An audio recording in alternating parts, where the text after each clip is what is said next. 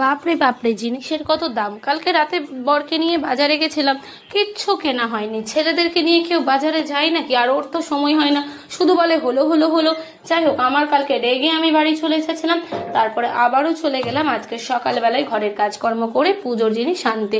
যেহেতু আমাদের ঘরে রাস পূর্ণিমাটা বড় করে হয়, কোজাগরিটা ছোট করে ঘরের মধ্যে হয়, কাউকে এত ইনভাইট করা হয় না। তো এদিকে যা যা লাগে, মুরগি মোয়া টোয়া যেগুলো লাগে সেগুলো আমি নিয়ে নিলাম বাজারে গিয়ে। তো এখন হঠাৎ করে টাইমটা দেখছি, ও মাই গড, 1টা বেজে গেছে।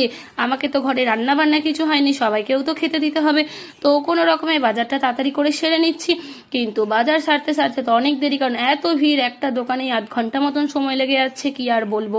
তো এদিকে নিয়ে নেওয়ার পরে নিয়ে নেব ফল। তো ফল সেরকম আমি কিছু নিইনি, নিয়েছি শুধু আপেল, লেবু, কলা, যা যা যা লাগে, এত কিছু নাম বলতে পারছি না।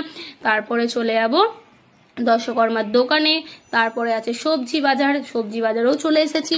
সত্যি কথা বলতে আমাকে না একা এগুলো টানতে হয়, আমার খুব ক্লান্ত বোধ লাগে, কিন্তু কি করব, বড্ডের সময় হয় না। শুধু টাকা দিয়েই সে একদম বিন্দাস ছুটি। বাইরের কাজটা ও দেখে, ঘরের সম্পূর্ণ দায়িত্ব আমাকে একাই পালন করতে হয়। এতগুলো জিনিস নিয়ে যাচ্ছিলাম, ছেলে বলছিল মা তুমি অনেক কষ্ট করছো, দাও আমি একটু নিই। তারপরে ছেলে জোর করে নিল। এখানে এসে কাকুকে ফুল আর আখের অর্ডার দিয়ে গেছিলাম। কাকু অলরেডি আমার জন্য দেখো আখ কেটে রেখেছে এবং ফুল নিয়ে রেখে দিয়েছিল। তো কাকু বলছে এত কিলো মাল নিয়ে যাবে কি করে, বোকা মেয়ে, ব্যাগ আনতে পারিসনি?